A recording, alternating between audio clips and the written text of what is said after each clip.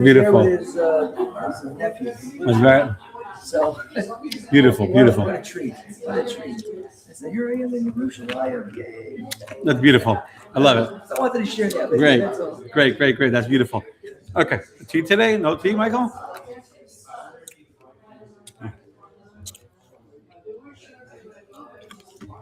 Let's see who's joining us live.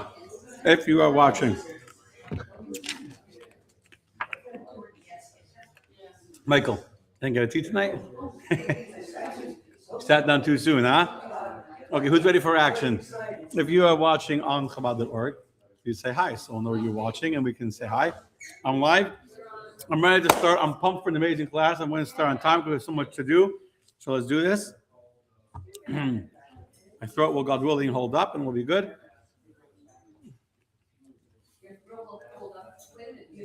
I know I'm not sick. I've been getting hoarse. Whatever. I've been like permanently hoarse again. I went through this like 2 years ago, and again, like every time I talk, I'm just like hoarse. No, I'm pumped. I'm ready to go. I'm not sick. I have fire before we even started. Okay. Hello, Kim. Hello, Rabbi. Hello, everyone. Anyone else besides for Kim is watching? It's a little cold. Okay, you ready, my friends? I don't see the comments yet.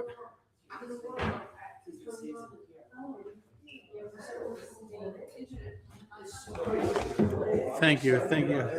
You got excited, huh? We'll forgive you this time. And Peter is watching all the way from New Zealand. Hello, Peter. Glad to have you on. I don't know, I guess you watched before, but we said hello before, so that's great. Okay, as soon as it gets quiet in here, we'll start, my friends.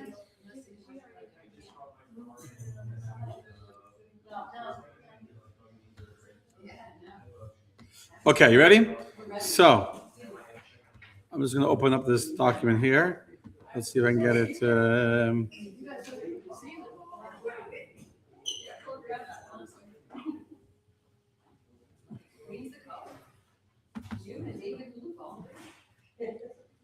So, even Sarah is here. Look at the special tree. Beautiful.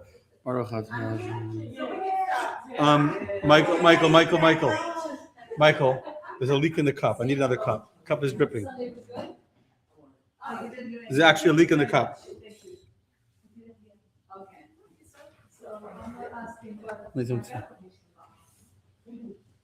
See that?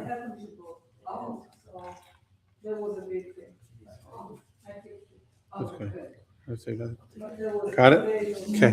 Thank you. Okay, so now let's start. Now that we got rid of the dripping.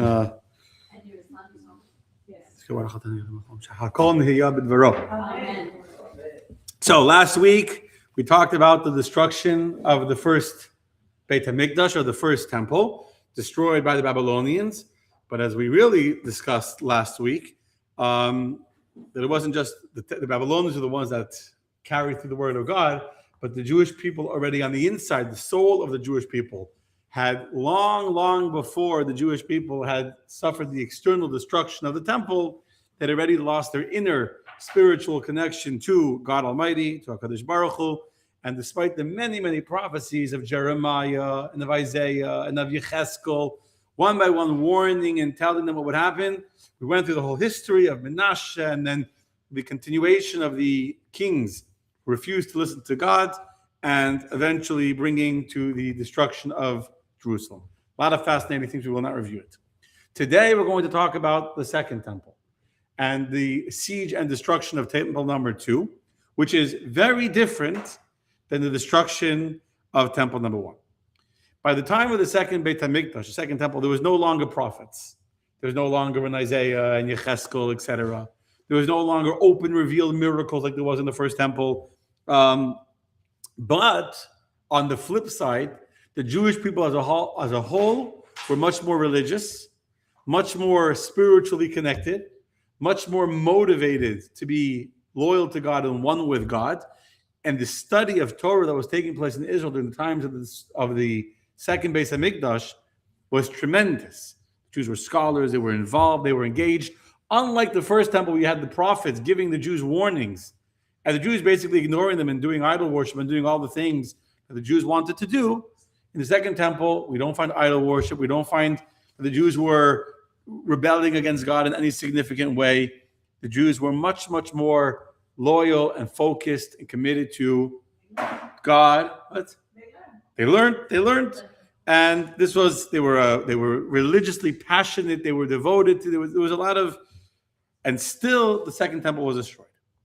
And why was the second temple destroyed if the Jews were much more religious, much more spiritual, and much more connected to God? So the Talmud says an amazing sentence, and unfortunately my Dropbox didn't sync, so I can't show it on my screen. But pass me a paper if you don't mind. Thank you very much. The Talmud in Yuma, on page 9b, says the following statement. Yeah, we're waiting for the third temple. Alice is right. We're waiting for the third temple, not in Baltimore, in Jerusalem, but yeah, we're waiting for here in Coral Springs too, yes. So it says, why was the first temple destroyed? Because of the three things that existed then: idol worship, forbidden immorality, and bloodshed. Okay, that's why the first temple was destroyed. Why was the second temple destroyed? When they were involved with the second temple, when they were involved in Torah, mitzvot, and acts of kindness, why was it destroyed? And the Gemara famously answers, because there was sinas chinam. There was senseless hatred. There was division. There was fighting. There was a lack of unity amongst the Jewish people. And because of the hatred, because of the division that was taking place within the Jewish people, that's what led to the destruction of the second temple. And this teaches that baseless hatred is equal in severity to the three sins of idol worship and forbidden immorality and bloodshed. So the Talmud made a statement. The first temple was destroyed because of these three sins. In the Talmud, I skipped all the verses, but the Talmud brought verses to prove each of the three things that was taking place in the times of the first temple.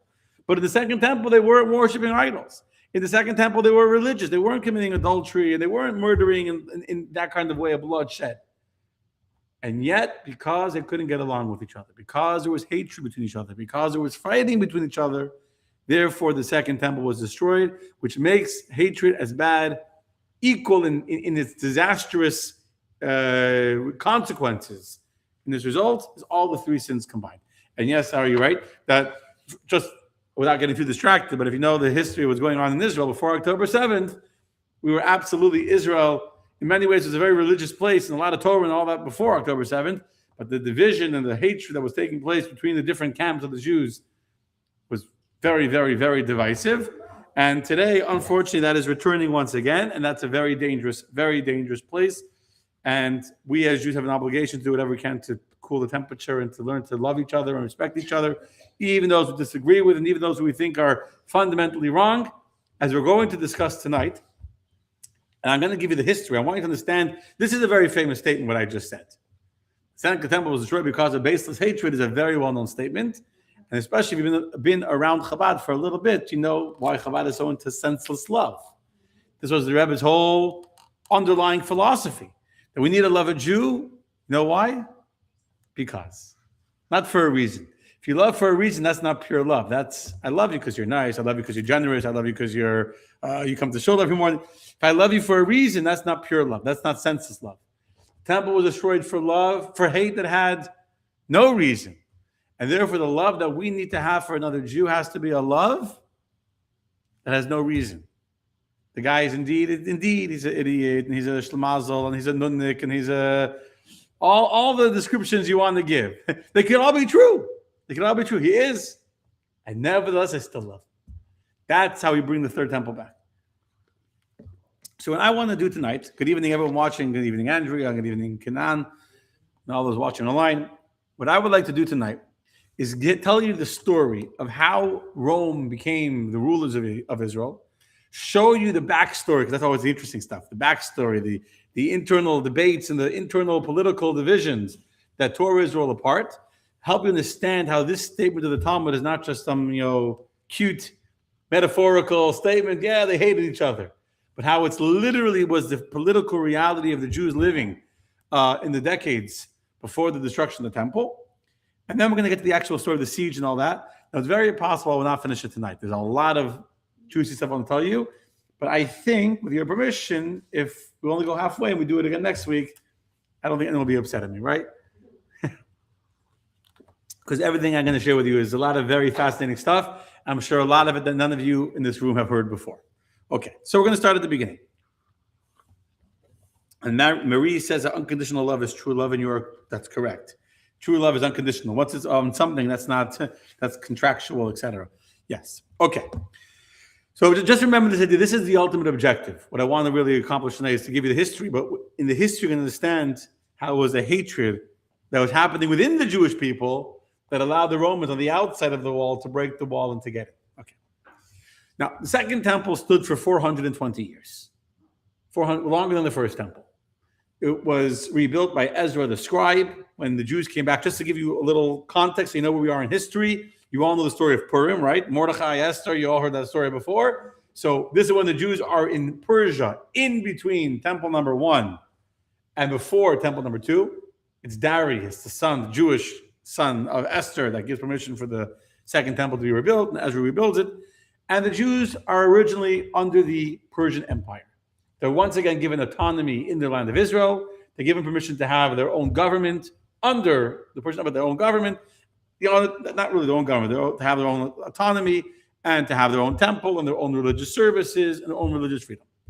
Eventually, the Persian Empire falls to, who knows? Who knows their history?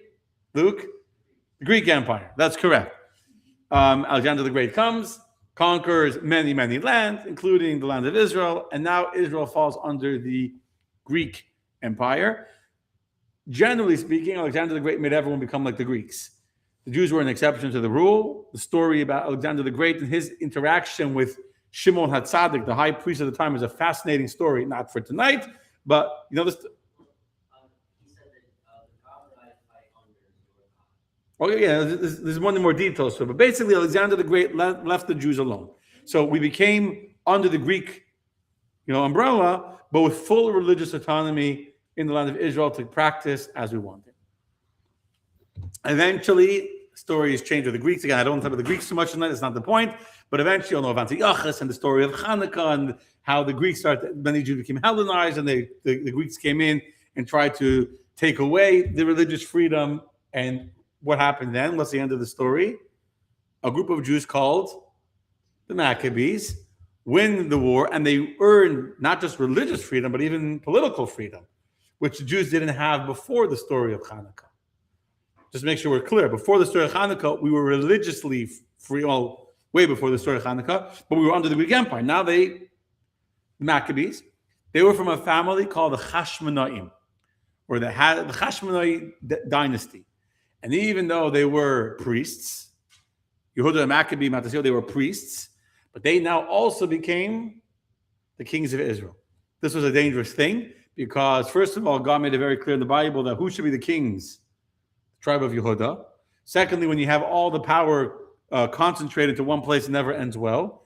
For those who are coming to the JLI mini-series I'm doing tomorrow night and next week on the foundations of America from a Jewish perspective, not tomorrow night, but next Tuesday, you're all welcome to join us.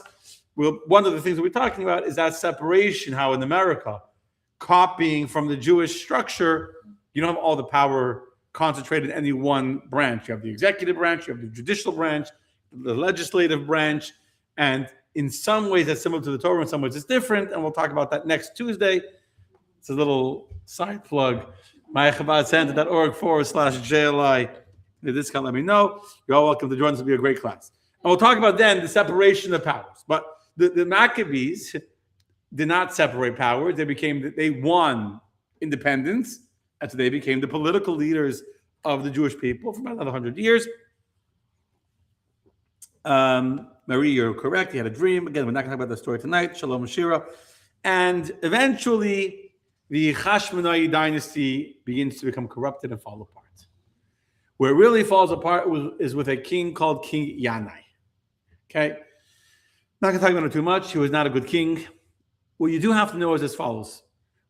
King Yanai there was a big political divide, the religious divide, an ideological divide within the Jewish people. Many Jews were what we would call today the Prushim, or the Pharisees. And many other Jews were Tzedaikim, or in English, the Sadducees. Without getting too much, again, this is not really the thrust of tonight's class, but you do have to know this to understand what's going to happen next. The religious Jews, the rabbis, ones who were in charge of the religious functioning of the Jewish people, were the Prushim. They followed the ways of the Torah. And then they separated themselves from impurity. The Tzedokim or the Sadducees who only followed the literal translation of the Torah. They didn't believe in any rabbinic interpretation. But they were also, not only they were against the rabbis, they were also much more modern, they didn't believe in rabbinic tradition and Masorah as Jews traditionally do. Tradition.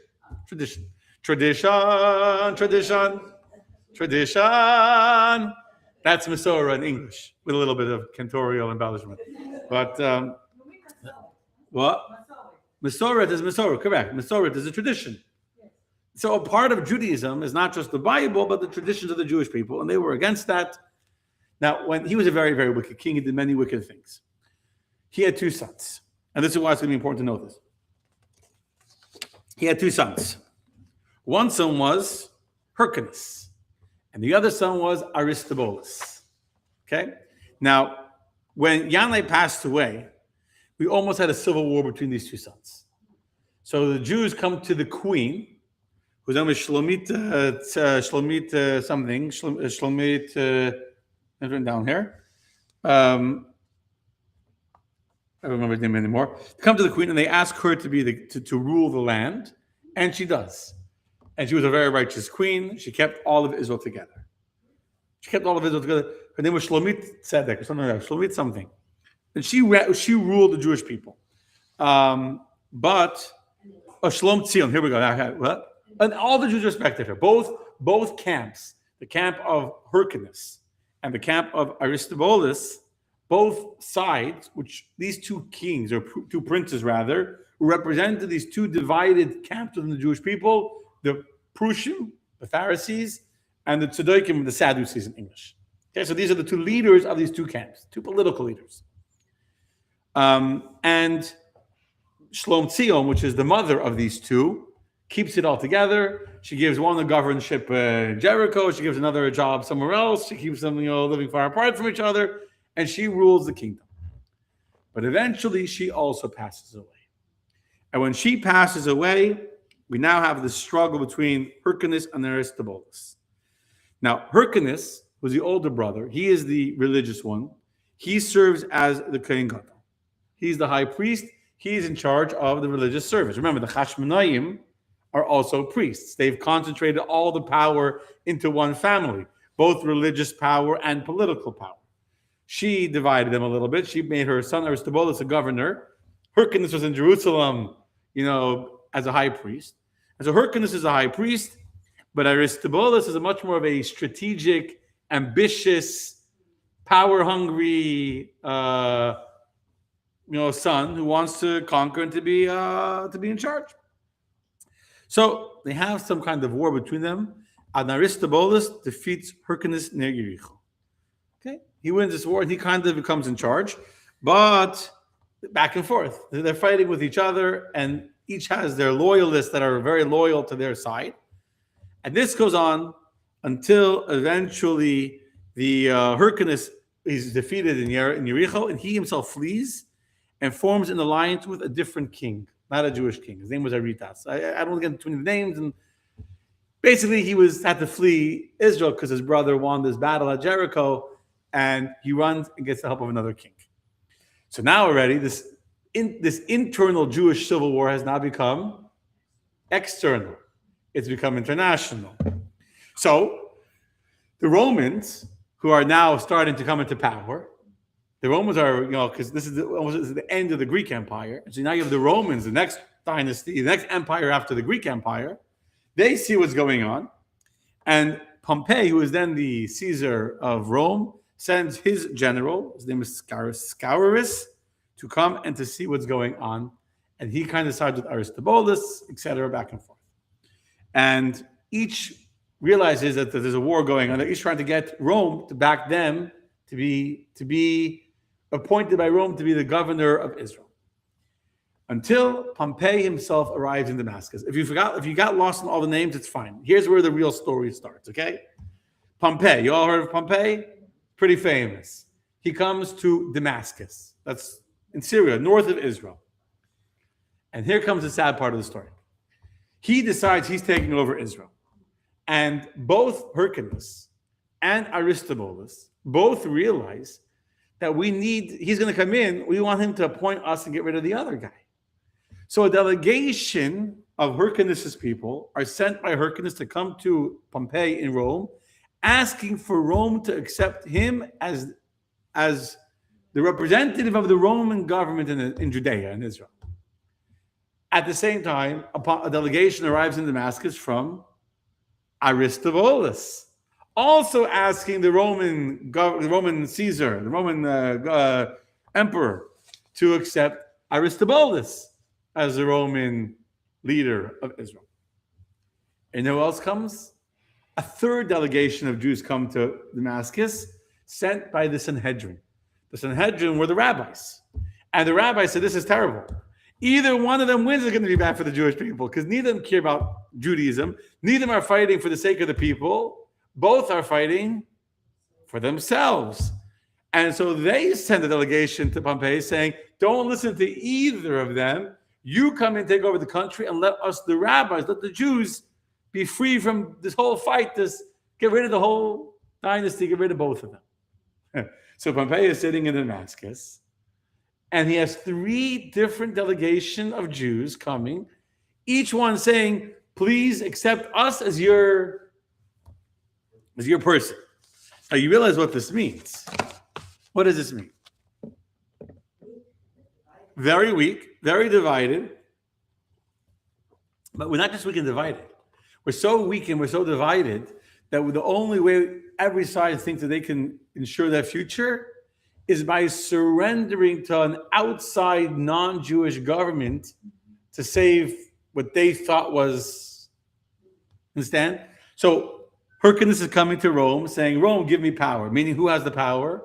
Rome. And Aristobulus is saying to Rome, you give me power, meaning I surrender Israel's power to you and I will be your loyal servant.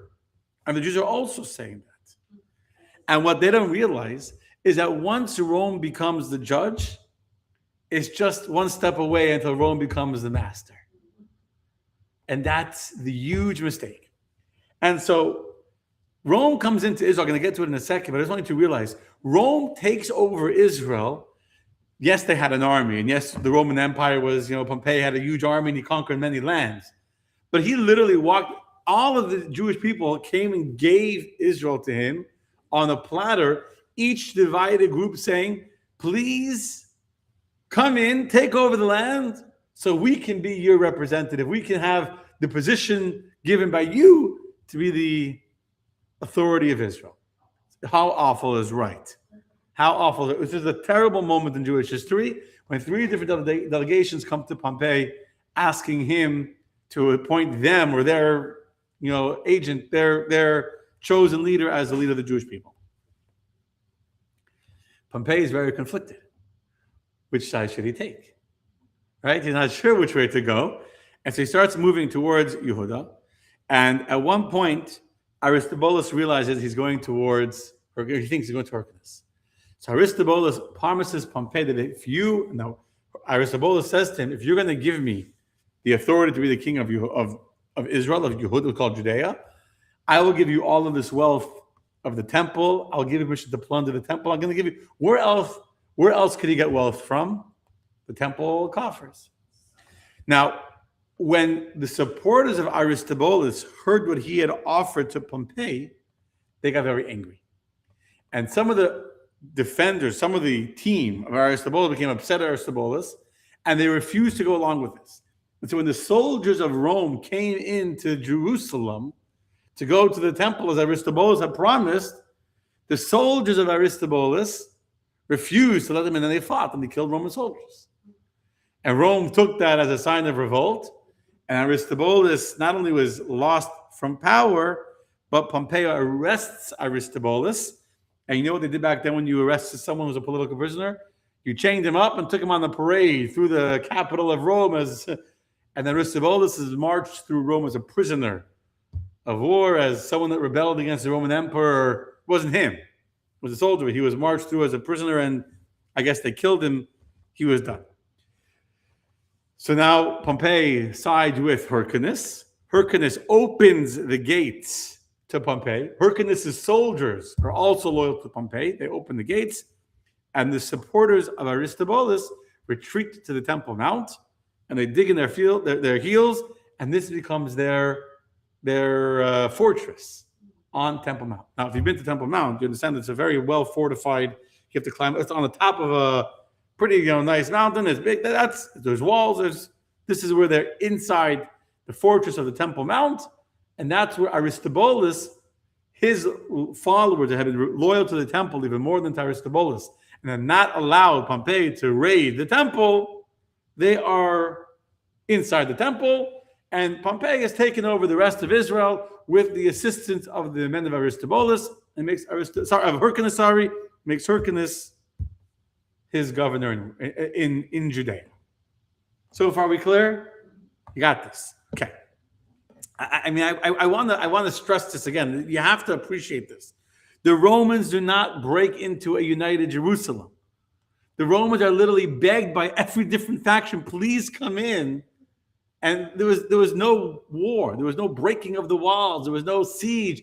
The Jews are so divided that we literally, one faction opens the city to Rome, and the other faction is now hiding, holed up in Temple Mount. That's all that they have all totally surrounded. No. They didn't want to fight. They nothing. They weren't the political force that Pompey had to really deal with. They were just hoping that Pompey would realize that neither of these people are good. Appoint someone else. Put your own person here. Don't put either of them. They didn't get their wish either, but they weren't fighting with Rome. They didn't have an army. They weren't. The two people with armies was Hyrcanus and Aristobulus. Both had armies of their own. One small little Israel, two armies. You can see that happening today in Israel, right? Yeah. Literally, so you have two sons with two armies in the land of Israel, and that's how the Romans come in. Now, so what does Pompey do? Think, what does he do? He besieges Temple Mount, right? You have Aristobulus' men that are holed up in there. And they make a siege around the temple, and eventually they breach the temple, and many Jews are killed. Pompey enters the Beis HaMikdash. He enters the Kodesh HaKadoshim. Pompey, this Roman emperor, enters the Holy of Holies where the Ark is. But he took stuff, but he left the temple standing. He left everything standing because Hyrcanus said, we're going to keep, he wasn't against the Jews having a temple. Jews could have a temple, and he took what he wanted, but the humiliation was there. By him going into the Holy of Holies, he showed who's boss. Okay, now I win. I destroyed the men of Aristobulus were defeated. Hyrcanus is now the leader, the governor of Israel under Roman authority, and Judea has lost its independence completely. No longer is Israel an autonomous state. No longer does it have independence and its own freedom. Hyrcanus is indeed considered the Kohen Gadol. Hyrcanus is indeed considered the king. It's not called the king, but the governor of Judea. But he's a puppet. He's fully at the mercy of now his Roman masters. Understand? So that's how Rome conquered Judea. Not with swords, not with a siege, but they conquered it through the division that allowed them to enter into Jerusalem, and with the help of Hyrcanus' men to besiege the Temple Mount. The rest of Jerusalem was helping them. They were besieging Temple Mount to conquer the soldiers of Aristobulus and to plunder the temple and to, okay. Now, well, now, I'm conflicted how much to go into the history because it's so fascinating. But if you know the whole history of the Romans, so after Pompey, what happens next? Correct. Pompey is assassinated. And who takes over? No. After Pompey is Julius Caesar. Julius Caesar. And so Julius Caesar has the authority he takes over. What happened to Julius Caesar? Shortly after, he's assassinated, he's poisoned, and they have a 4-man joint government, 4 different people. And then they get into a fight, and 2 of them are Brutus and somebody else, and another two are fighting against them. And at this time, Hyrcanus, who is now the king, he had taken a side with Julius Caesar, and he was assassinated. Antipater is the advisor of Hyrcanus. He had been very, very influential. Antipater was a slave. He wasn't even he was a Jew of some sort. It's very, very questionable his lineage. But anyway, Antipater, who was a slave, was very, very manipulative, very, very shrewd. He kind of got the wind that he should try hanging with the other side in Rome. And he ingratiated himself with Brutus, who was against Julius Caesar. And when they assassinated Julius Caesar and Brutus took power, the whole story in Rome, but eventually Brutus and somebody else's name still in the moment took power, Antipater was on the winning side. And Hyrcanus was on the other side. And so Brutus has Hyrcanus, couldn't officially kill him, he was loyal to Rome. So what do they do to people that they don't like? They poison them.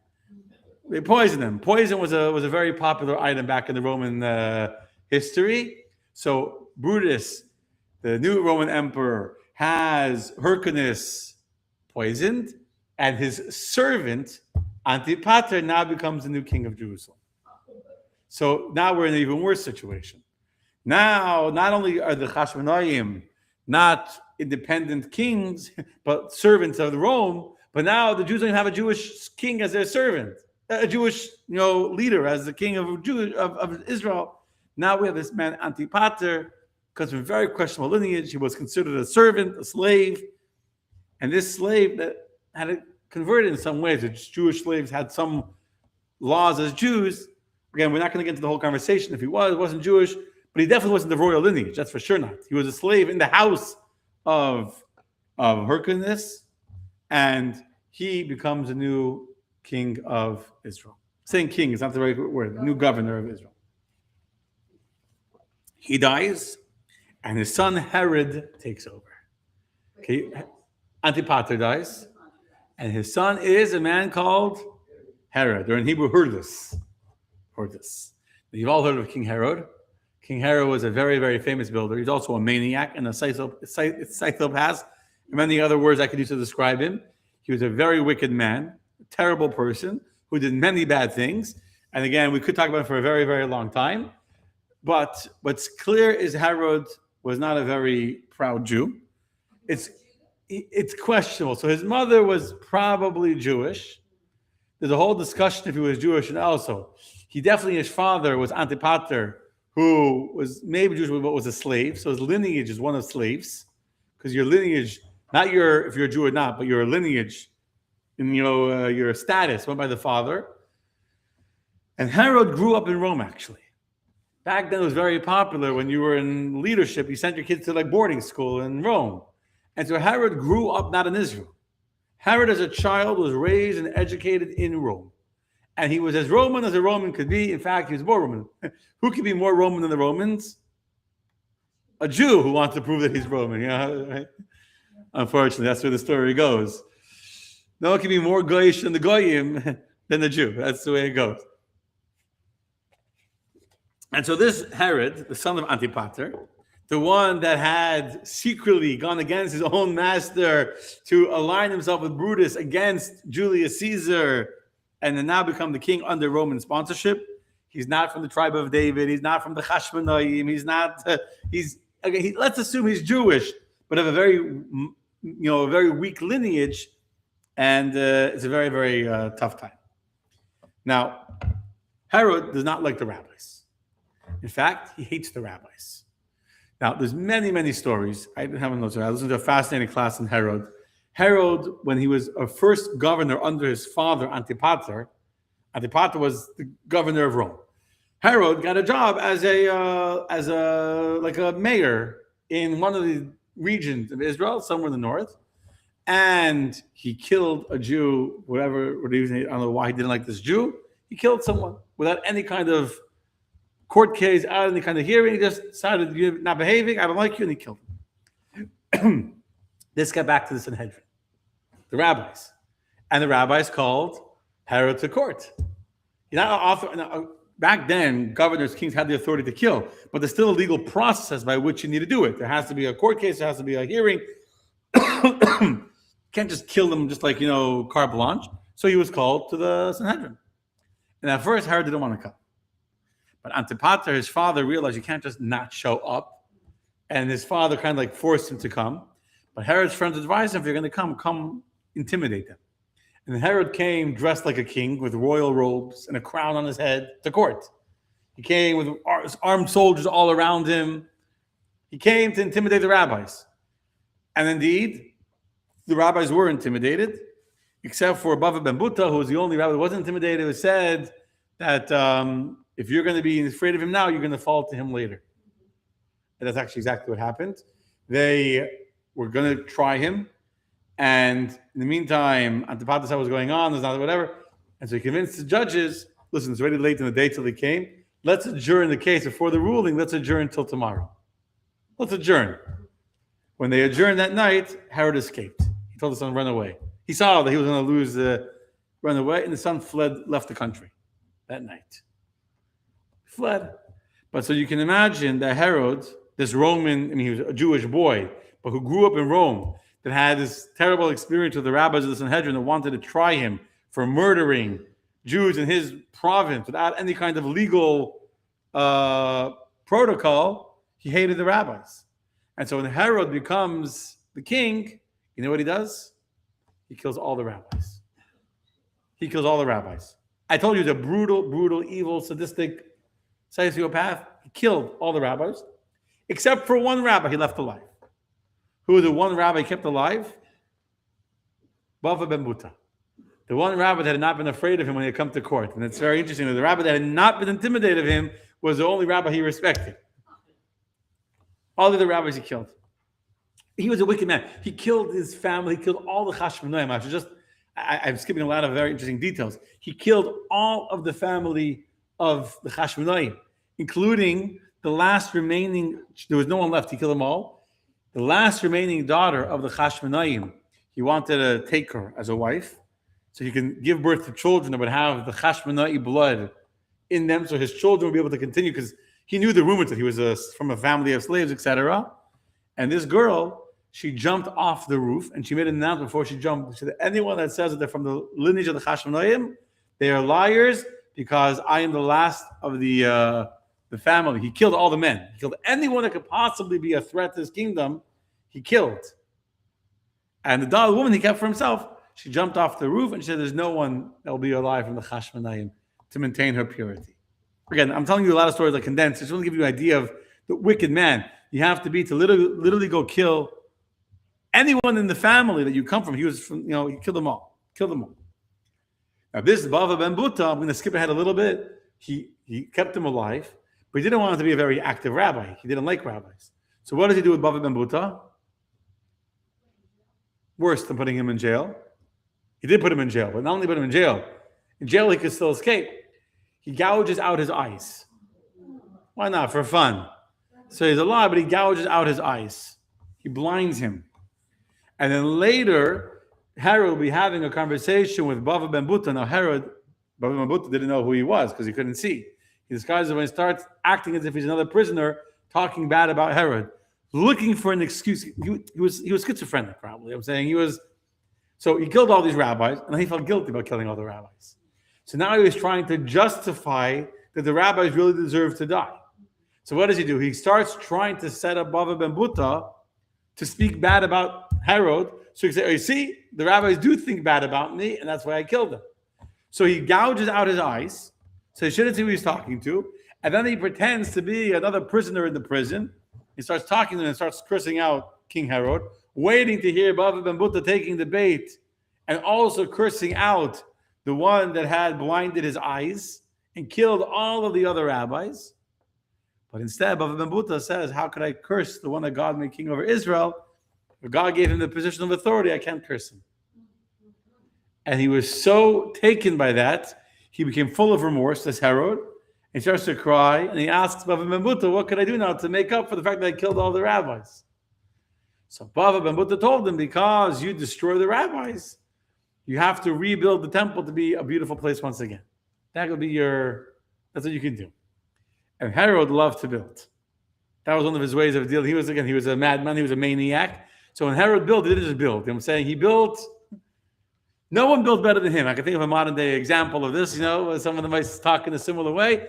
No one built anything bigger or nicer or better than Herod did. If Herod built it, it couldn't be nicer than his. And that's everything Herod built was like that. Herod built Caesarea. If you whoever's been like on the jail arch, where you go to Caesarea, the palaces he built there and the port he built there are magnificent. Masada was built by Herod at his vacation home. Masada was built by Herod. Yeah, he built that as his vacation home. Yeah, he was a madman. When he built, he went crazy. He built like there was. So he rebuilt the temple, and when he rebuilt the temple, the rabbis say whoever did not see the beauty of the Beis Hamikdash after it was renovated by King Herod never saw a beautiful building in their lives. That's how much how beautiful he made it.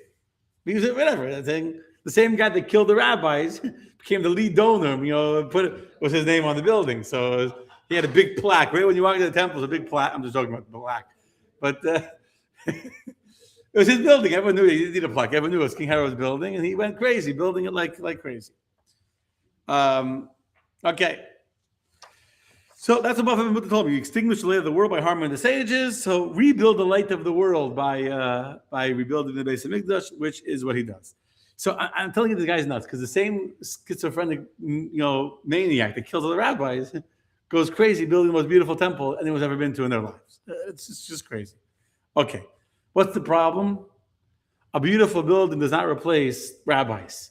A beautiful building doesn't bring back the soul of the people. So yeah, it's very nice. He built the building, and that was the advice of Bava Ben Buta, but it didn't bring back the soul of the Jewish people. The people were even more divided, more leaderless, more lost at sea than they were before.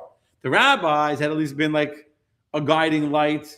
You have all the political upheaval, and they both had the people who were politically loyal to them, but you had the Jews in the middle that followed the rabbis that weren't involved in the fights. But now the rabbis were all killed. And there was no longer this kind of, clarity that there was before. Okay. It happens to be very interesting, by the way, that the temple was most beautiful in the last few years before it was destroyed. It's after it had been invaded. The Romans had already conquered the temple. Aristobulus had been holed up in there. They already invaded and conquered the temple the first time. Sorry for the Greeks. I'm saying now, it was time to the Babylonians. And now Herod, 20, 30 years, a few decades before it's destroyed, he rebuilds it to be magnificent. Anyway, what happens? After Herod, he dies.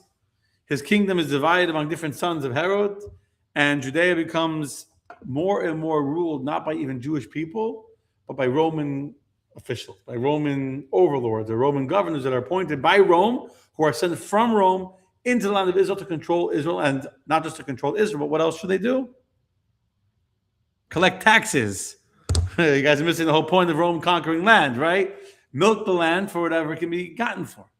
Now, these Roman tax collectors are infamous for their cruelty, for their absolute lack of any kind of, care or concern for the people. They didn't even live there. They weren't even wasn't even like a local Jewish king who, has some sense of identity and loyalty, was also collecting taxes to pay the Romans. It reached a point now where his sons and other Roman governors who literally couldn't care less about the Jews were literally a nuisance that had to be controlled and quashed and mercilessly, controlled to get as much money as they could out of them. And life for the Jews in Israel under this Roman occupation was horrific. It was a very, very difficult time for the Jewish people. And as time goes on, more and more clashes and more mini revolts take place. There were a few that happened that didn't make it too far. There were multiple clashes between different Roman governors in different provinces, and the Jews that were suffering terribly, terribly, terribly under the burden of these Roman governors and tax collectors that literally killing Jews, crucifying Jews, torturing Jews. The Romans were barbaric. I mean, the Romans were very sophisticated in some ways, and they had a good form of government perhaps, but the Romans were extremely barbaric, evil, sadistic people. Gladiators, throwing people to the lions, for fun. That was their sport. That's how they entertained themselves. Watching people fight to the death. That was a form of Roman entertainment. We're talking about a very cruel, society, a very wicked society. And this came into Israel, and the Jews in Israel were suffering terribly, terribly. And the more the Jews are suffering under the Roman governors and the Roman taxation and the Roman Empire, the more Jews, regular Jews, are feeling the need to rise up and to revolt against the Romans. It's a very, very difficult situation. Now, if the Jews had been united, and if the Jews would all be on one page collectively, we're going to fight the Romans, maybe they could have had a chance. The problem is that at the same time the Jews were struggling, really, really struggling. I'm not getting into the stories of what the Romans did to the Jews. It was very, very bad times for them. It gets even worse after the destruction of the temple. But at the same time that the Jews are struggling under the Romans, they're also fighting with each other. Still fighting. Still fighting. Some people said we have to revolt at any cost. Some people said we can't revolt. We're going to be destroyed. We got to surrender and stop fighting with them, because the more you fight them, the more you antagonize the Romans, the worse it gets. So you guys are making it worse. Some said we're making it worse. We're defending the Jewish people. We're defending Jewish honor. Others said you're making it worse by fighting. And some people, the more religious ones, said we have to protect the Beis Hamikdash.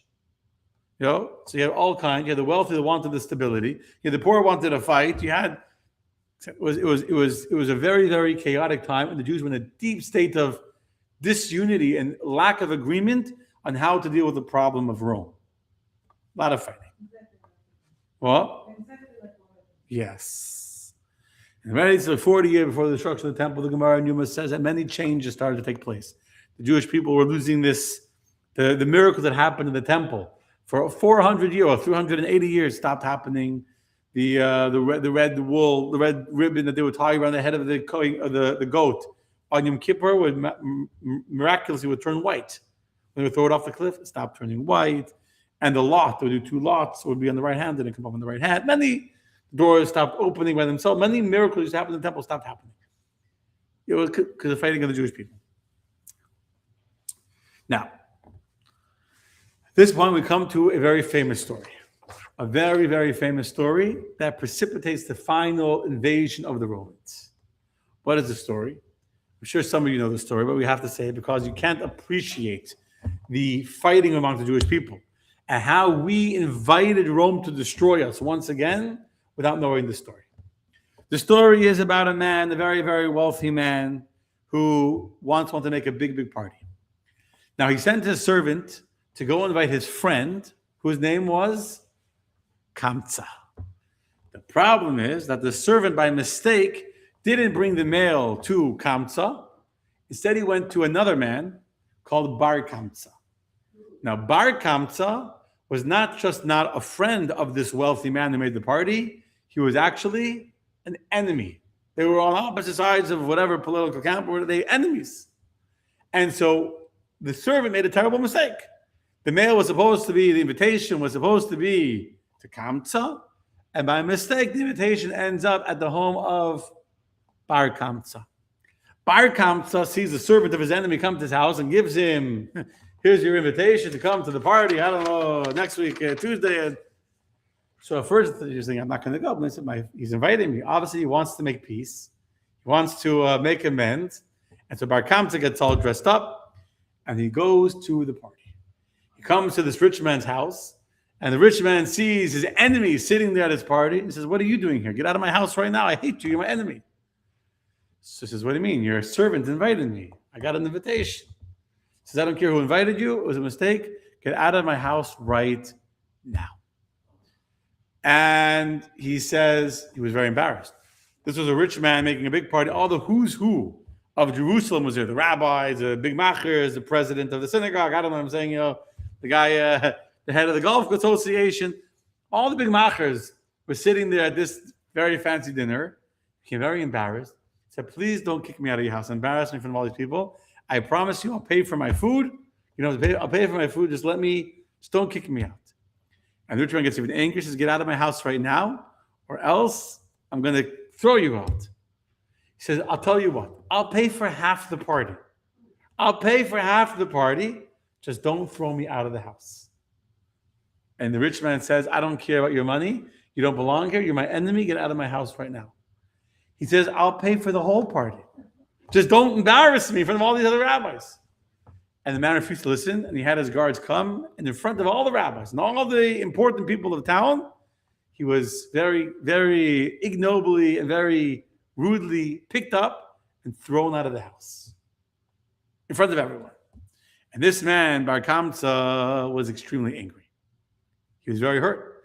Not just that he was thrown out of the party, but that all the rabbis and all the important wealthy people who were sitting there all saw what happened, and nobody did anything. Nobody stood up to defend him. They watched. He was thrown out of the party and embarrassed. He decided to get his revenge. But he wasn't just going to get his revenge against this one person. He was going to get revenge against all of the Jews that had been part of this party and that had not done anything to defend him and protect him. And so he goes to the Roman emperor. He comes to the Roman emperor and he says, you should know the Jewish people are plotting against you. They want to kill you. How do I prove it? And you have to know the Roman emperor was already worried about the Jewish problem because the Jews kept on having fights and skirmishes with these governors and with, there was like armies. It was a lot of problems. So he said, they haven't told you this. He made up a lie. He said that in the temple every day they would bring an offering, or they would bring offerings on behalf of the Roman emperor, to pray. The Romans let the Jews have a temple. Let's make sure this is clear. Even though the Romans were taxing the Jews and the Jews had no political autonomy, the Jews still has some level of religious freedom to be able to have a temple and bring sacrifices and practice as Jews. The religious oppression of the Romans is going to happen after the destruction of the temple. But at this point, they still have religious freedom. The Jews will no longer bring an offering on your behalf. That's how much they hate you. He says, yeah, prove it. He says, give me an animal. I'll bring the animal to the temple, and we'll see what happens. You'll see they won't accept your animal. So the Caesar gives Bar Kamsa this animal to see if the Jews will offer it. And on the way, they're traveling back to Jerusalem from Rome, he takes a knife and he nicks the lip of the animal. Now, by Jewish law, there's a rule. You can't bring a blemished animal onto the altar. Romans also such a concept, not bringing blemished animals. But the Roman standard of a blemish is much more blemished than the Jewish standard of blemish. We're a little more picky when it comes to certain things. Jews know how to look at an esrog for a half hour, right? So the Jewish definition of a blemish is nose is quicker like this, whatever. So by Jewish law, a busted lip where the lip is swollen, where it's a visible blemish, is a blemish. By Roman standard, it's not a blemish. So he comes to the temple with his blemished sheep with the cut lip, and the rabbis say, well, we can't bring it. Other rabbis say, are you crazy? Not going to bring the animal of the Roman Caesar, the Roman emperor? That would be an act of war. We have no choice but to bring it. And the rabbis were about to bring it, and at that time there was a man called Rabbi Zechariah ben Avkolas, who said, we can't allow Jews to think that you're allowed to bring a blemished animal on the altar. He has like religious passion. And even though the other rabbis wanted to offer the animal for the sake of peace, recognizing that this is desperate times, call for desperate measures, and sometimes you have to be smart and make certain concessions in the right way. So then the rabbi said, okay, if we're not going to offer the animal on the altar, then we need to kill Bar Kamsa. Because if he's going to go back to Rome and say that we didn't offer his offering, we're in trouble. So if we can't bring the offering because he put a cut in it, then we need to kill him to keep us safe from, we're getting back to the Caesar. We didn't offer his animal. Almost the same thing, right? We can offer the animal, kill the person. Almost the same, almost. Use your imagination a little. So, again, Rabbi Zechariah ben Avkolas says, by the way, he did deserve the death sentence. I just want to put into, we're making fun of it a little bit. But this Bar Kamsa is trying to have all of Israel destroyed. He's coming and saying a lie to the Roman emperor that will absolutely kill hundreds of thousands of Jews. So he does deserve to be killed, by the way. It's called the Meiser. There's actually, they do know that. They know that he's testing them. They know that he's coming. Mitamol, this Jew shows up. You know what mitamol means? Suddenly, out of the blue, out of nowhere, this Jew, who's not an important person, shows up with a personal offering from the Roman Caesar with a fresh cut in his lip. You can tell if a cut is a day old or if it's cuts heal also. They knew what he wanted. So the rabbi said, if you say Rabbi Zechariah ben Avkilos, if you say that the altar is holy and we can't bring blemished animals on the altar, then this man is going to go back to Rome, and it's called being a meiser, to be a snitch, to be a tattletale of the Jewish people, and risk the lives of all the Jews in Israel. We have to kill him, which, by the way, is actually a moral thing to do, to protect many, many Jews. To kill someone who's trying to kill you, you should kill them first. And again, Rabbi Zechariah ben Avkilos uses his religious logic to say, if we're going to kill him, people might mistakenly think the reason why we killed him is because he brought an animal with a blemish to the temple. They're not going to know the whole backstory that he went to Rome and coming with a blemish. And they're going to mistakenly think that if you bring a blemished animal to the temple, you're liable to the death sentence. We can't do that. And because of that logic, the rabbis were afraid to argue.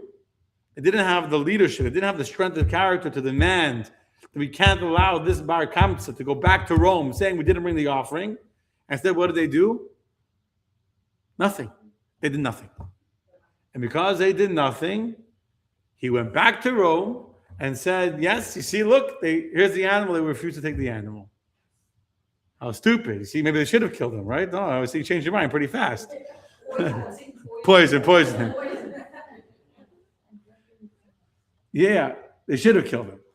And they didn't. And the Gemara actually says, Rabbi Yochanan says that because of the excessive humility of Rabbi Zechariah ben Avkilos, who was not willing to stand up to defend the Jewish people, he destroyed our house, burnt our sanctuary, and exiled us from our land. That's what the Gemara says. This religious calculation, we can't allow the animal to be brought on the altar because it has a blemish. We can't kill the one that's trying to kill us because then people might say you get killed for bringing a blemished animal to the temple. So we'll do nothing better. Nothing is what weak people do. It's the lack of action, what? And that's exactly what's going to happen. That's correct. You are correct. But you're sitting here with the hindsight of 2020, which is, and the rabbis back then were not strong enough to recognize that and to act on that. To act on it. There's anything they could have done, yeah. A little poison, maybe a few l'chaims, I don't know. Getting so drunk it happened. Yeah. Like if we Russia, he could fall off a building, fall out of a window somehow from the 30th floor. You know, there's things, I don't know how building that tall, but they could have figured out something. They could have. The point is they didn't act. You know why? Because they were afraid to do anything. They were weak. The leadership was weak. There was no leadership. The rabbis had been killed. It was a weak time. And so now the story is now gone from a personal insult of someone who was insulted at a party. It's now becoming a national disaster where this humiliated man seeks revenge by bringing Rome in to get revenge against his personal enemies. This is a type of the hatred of the Jews, where one hatred leads to more hatred, and the hatred continues to build upon itself and to have a nuclear effect until we have what's going to become the destruction of the temple. It's all in this one story. You already have the whole thing. The humiliation, the silence, the revenge, the miscalculations, the lack of leadership, and then worse and worse and worse. Okay. Say again? The inability to forgive is a big part of it. Absolutely. Yes. Thank you, Melina, for loving my explanation. I'm glad that's okay. And so now, my friends, we're ready for the story of the actual revolt. We're going to break it up into two sections. Let me just give you one more part. I'll tell you one more story, and then we'll leave the rest for next week because I have a lot. It is already 9:00, and I'm not almost near the end of the story. And there's more that I can say that I wasn't going to say about Rabbi Yochanan ben Zakkai. There's a lot more to share. There's a lot. It's okay. We'll do the week after. It's not. I'm not running away. You know what I'm saying? The story of Beitar, we'll still do the story of Beitar. Don't worry. Well, Mashiach will come. We won't need to. Okay. So now, this rebellion against Rome is basically year 60 CE, approximately. The historians debate the exact year that it started, when the exact temple was destroyed. It's a matter of historical debate. But anyway, so Josephus is a very, very well-known Jewish/Roman historian who writes a lot about this. The first governor to come to quash the revolt of the Jewish people is a man called Florus, who comes. He's from Syria, another local thing. And when he comes in with a very small army, thinking to fight the Jews actually fight against him and win. Now that sounds exciting, but that's actually the worst thing that could have happened to the Jewish people. Because winning this small little war just got them pumped that we can win the whole Roman Empire. Now, winning Florius with whatever, I don't know how many men he had with him, doesn't mean you can win the Roman Empire, but this really got the fervor going. And I do want to clarify something, because you can say, oh, they were divided. Each side literally thought the other side was going to destroy Israel. The Jews that wanted to fight against the Romans literally believed that they were the only hope that Israel had. And in their mind, these weak rabbis, these weak Jews that just wanted to pray and have a temple and pay taxes to the Romans, these are not Jews. Learn from the Maccabees. Learn from the Hashmonaim. They fought against the mighty Greek Empire and won. Where's your faith in God? Where's your trust? Fight for the sake of God. And the other Jews who said, we're never going to win this war, we don't have to fight against the Romans. If we surrender to them, they'll leave us alone. The Romans have no desire to destroy our temple. They have no desire to impose themselves upon. All they want is taxes. That's all that they want. That's all Rome really wanted was money. They don't want to stop infuriating them, stop antagonizing them, and they'll leave us alone.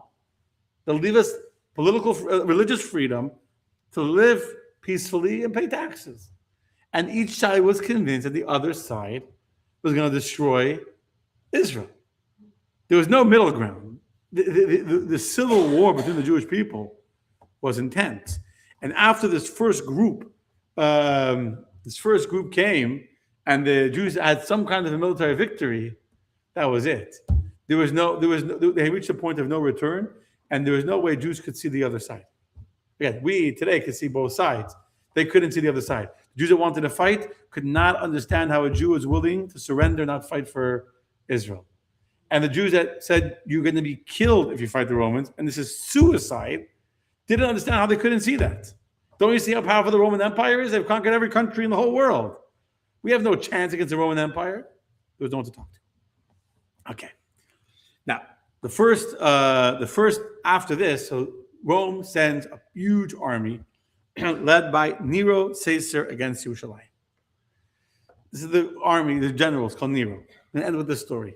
As Nero is approaching, he wants the story in the Gemara and gets in the fascinating story. This is a story I have time to say now because I'm not going to do it all in 1 week. So this is a fascinating side story. He wanted to know if God was with him or not. It's interesting. He's going to fight the Jewish people, the God of the Jewish people, but he knows that God is in charge. It's fascinating. And the Romans respected the Jews, by the way. Many Romans that didn't appreciate the barbaric, sadistic, evil of the Roman Empire saw that the Jews were beautiful people. But anyway, that's for later. So he went to a crossroads and he shot an arrow in all 4 directions. He stood this way, shot an arrow. This way, right? All 4 directions, he shot an arrow. And each one of the 4 arrows he shot went towards the east, landing facing Jerusalem. In all 4 directions. He shot it this way, the arrow went towards Jerusalem. Shot it that way, arrow went towards Jerusalem. Everyone went towards Yerushalayim. So he saw God is making it clear. This is a clear sign from God that my arrows are going to hit Jerusalem and I'm going to conquer the city of Jerusalem. He continues going towards Jerusalem. He's still unsure. He still wants another sign from God. He's going to be victorious. So he sees a Jewish child walking in the street. And he says to this Jewish child, tell me the verse you just learned in school. It's a very famous concept. If you ask a child what they're learning randomly, without them knowing what you want to know from them, and they tell you a verse, that verse is a divine message for you. We find the story of Mordechai and Haman. We find such a story where Mordechai and Haman asked 3 children, tell me what you learned. It's super, don't be afraid of the enemies of the Jews. They make plans and God spoils their plans. So what does a child answer this Roman general? He answers him with a verse from Yecheskel, from the prophet Ezekiel, that says that Hashem warned the Jewish people, I will place my vengeance against Edom in the hand of my nation of Israel. Meaning God is saying through Yecheskel, the Jews will be destroyed by Edom, by the Romans, and then I will take my revenge against the Romans for destroying my temple. And Nero understands the message. And he says, Edom is Rome. And he understands that God is using me as his instrument to destroy the temple as punishment to the Jews. And then God's going to punish me for destroying the temple. And so Nero says something destructive. So he says, Hashem wants to destroy the temple and then wipe his hands with me. Like, I'll do it. And like, at that moment, he couldn't go back to Rome because they were sent to go conquer Israel. But he didn't want to go conquer Israel because he knew God would punish him. So Nero, you know what he does? He runs away. He converts to Judaism. And the Gemara says that the famous Rabbi Meir, one of the greatest sages in all of Talmudic history, who whenever you have a Stam Mishnah, whenever you have a Mishnah with no name, it's attributed to Rabbi Meir. Any teaching that didn't need a name, he was the man that said it. Rabbi Meir. What a genius of a man, was a descendant of this convert Nero, who was a Roman general who realized that God was using him as a tool to destroy Jerusalem. He fled from Rome before he got to Israel and became a Jew. We'll stop with that, my friends. And next week, I'll tell you the whole story of the actual siege and the civil war between the Jews as the city of Jerusalem is besieged and the eventual conquering of the city and what the Romans did and all that. Stay tuned next week for another very, very fascinating class. Shavua Tov. Tomorrow night, we're starting another mini-series on the history of America in honor of July 4th. Shavua Tov, Carmen. Shavua Tov, Shira, Mario, Marie. Yes, Marie, you were right about the dream. So many good stories. Hello, Melina. If you're watching, now's a good time to say hello so we can see who's watching us. Okay, what do you say, Blair? Say hello to everyone watching. Someone's far away, like in the Netherlands, and they want to watch. Good night, Andrea. Laila Tov. Thank you, Marie. I'm glad that you enjoyed the storytelling. Say again? What was the name of the guy who sent I don't know. The guy that sent that was a rich man. I don't know his name, but there was a Kamsa and Bar Kamsa. That's the part we. Yeah. Stephanie is going to give the family my family. Absolutely, Stephanie. I'll give them your love. Thank you, Melina. Okay, Laila Tov, my friends. Next week, thank you, Carmen. The story is not over. You'll have to come back next week for part 2. And God shall bless you all. Laila Tov.